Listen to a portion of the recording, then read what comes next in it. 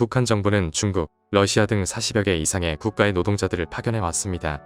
그 규모는 정확하게 파악되지 않았으나 한 국가에 최소 수천 명에서 최대 수만 명의 북한 노동자들이 있는 것으로 알려졌습니다. 북한 정부가 해외로 노동자들을 대거 파견하는 이유는 매우 간단합니다. 바로 외화 때문입니다. 현재 2017년 북한의 6차 핵실험의 여파로 시행된 대북 제재의 여파와 코로나로 인해 해외에 파견된 북한 노동자의 수는 한참일 때보다 대폭 감소하였으나 미처 귀국하지 못해 남아있는 북한 노동자들과 비밀리에 파견된 이들을 합치면 아직도 일정 정도 존재할 것으로 추정하고 있습니다. 이들을 통해 북한으로 유입되는 외화가 아직도 연간 수억 달러에 이르는 것으로 알려졌습니다. 그렇다면 북한 당국은 매년 수억 달러의 외화를 벌어오는 북한 노동자들에게 제대로 된 보상을 해주고 있을까요? 아쉽게도 북한 노동자들의 삶은 노예 수준입니다. 국가별로 약간의 차이가 있긴 하지만 북한 노동자들은 월급의 70에서 90%가량을 공산당비, 충성자금 등 다양한 명목으로 빼앗기고 있습니다.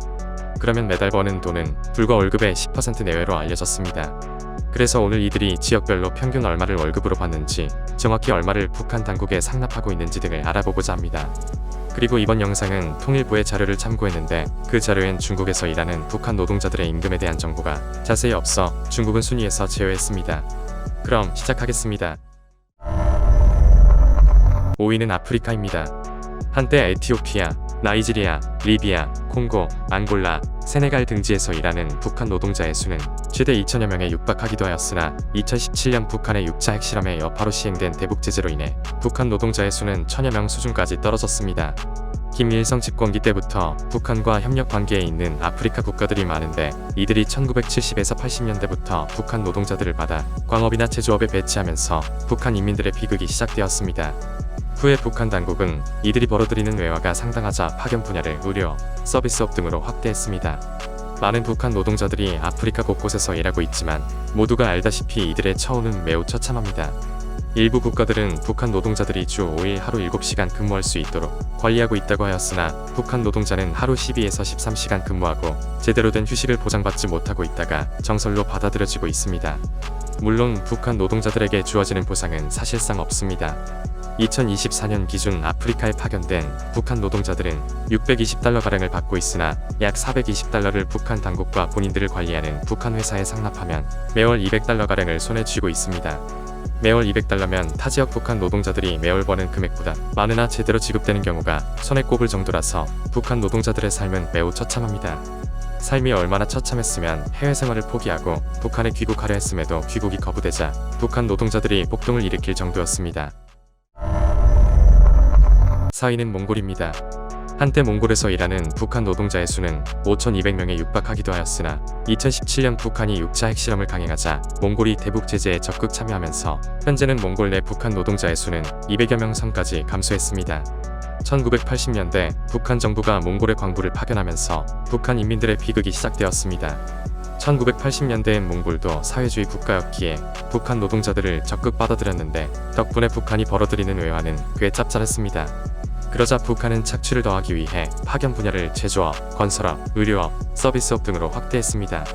몽골 정부는 북한 노동자들이 주 5일 하루 8시간 일하며 노동권을 보호받고 있다고 언급하였으나 대부분의 해외 언론들은 몽골에 있는 북한 노동자들은 주 6일 하루 12시간 안팎으로 일하면서 일터에서 숙식을 해결하는 등 매우 열악한 조건에 놓여 있다고 보도하기도 했습니다. 당연히 제대로 된 보상은 전혀 없습니다.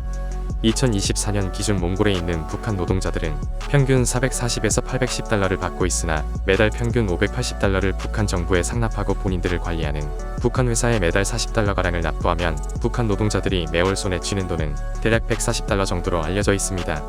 하지만 이마저도 지급이 제대로 되지 않아 현지 북한 노동자들의 불만이 상당한 것으로 알려졌습니다. 3위는 러시아입니다. 한때 러시아에서 일하는 북한 노동자의 수는 5만 명에 육박했던 적도 있었으나 마찬가지로 2017년 대북 제재가 강력해지면서 현재는 2만 명의 북한 노동자가 러시아에서 일하고 있는 것으로 파악되고 있습니다. 1967년 북한 정부가 러시아의 시베리아 목재 벌목공을 파견하면서 착취의 역사가 시작되었습니다. 매년 벌목공들이 보내오는 외화가 짭짤하자 북한 정부는 주요 파견 분야를 벌목에서 건설업, 제조업, 서비스업 등으로 확대했습니다. 현재 러시아에 있는 사업주들은 북한 노동자들이 성실하고 인건비가 저렴하다는 이유로 선호하고 있지만 러시아에 있는 북한 노동자들에게 매일 13시간 노동을 강요하고 있으며 제대로 된 장비나 휴식 시간을 제공해주지 않고 있습니다. 물론 제대로 된 보상도 없습니다.